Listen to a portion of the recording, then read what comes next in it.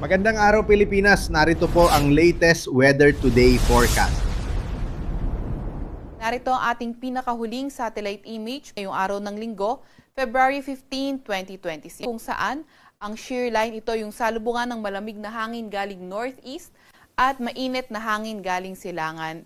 Currently, ito yung nakakaapekto sa silangang bahagi ng northern at central Luzon. So mostly yung mga paulan ng shear line sa may silangang bahagi rin ng northern, central at ilang bahagi ng southern Luzon area. Samantalang northeast monsoon naman o amihan ang nakakaapekto sa nalalabing bahagi ng northern Luzon at easterlies o yung mainit na hangin galing karagatang Pasipiko ang nakakaapekto sa nalalabing bahagi ng ating bansa. At nakita nga rin natin na yung mostly yung paulan nitong easterlies, dito yan sa may kanlurang bahagi nga ng ating bansa.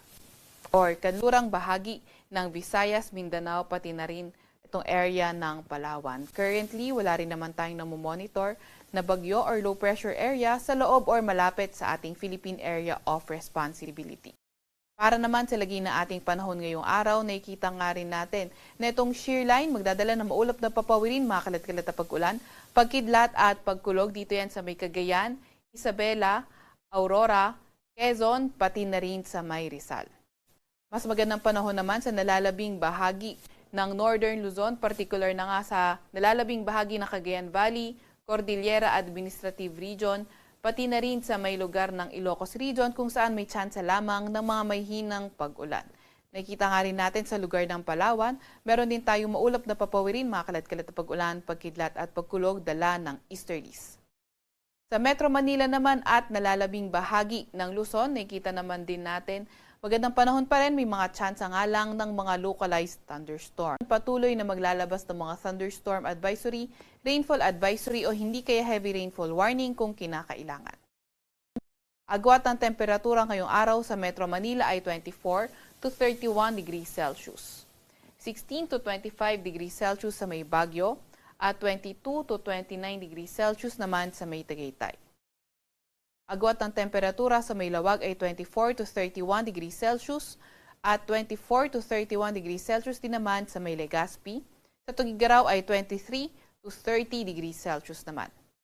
Agwat naman ng temperatura ngayong araw sa Puerto Princesa ay 24 to 31 degrees Celsius, gayon din naman sa may Kalayaan Islands. Para naman sa lagay ng panahon sa Visayas at Mindanao, nakita nga rin natin ng easterlies magpapaulan sa Western Visayas, pati na rin sa may Basilan, Sulu at Tawi-Tawi. Para naman sa nalalabing bahagi ng Visayas at Mindanao, mas magandang panahon at may mga tsansa pa rin tayo ng mga localized thunderstorms. Agwat ang temperatura ngayong araw sa Cebu at Tacloban ay 25 to 31 degrees Celsius. 25 to 30 degrees Celsius naman sa may Iloilo. Agwat naman ng temperatura sa may Zamboanga at Davao ay 25 to 33 degrees Celsius at sa may Cagayan de Oro ay 22 to 31 degrees Celsius naman. Sa kasalukuyan, wala rin naman tayong nakataas na gale warning sa kahit anong dagat baybayin ng ating bansa.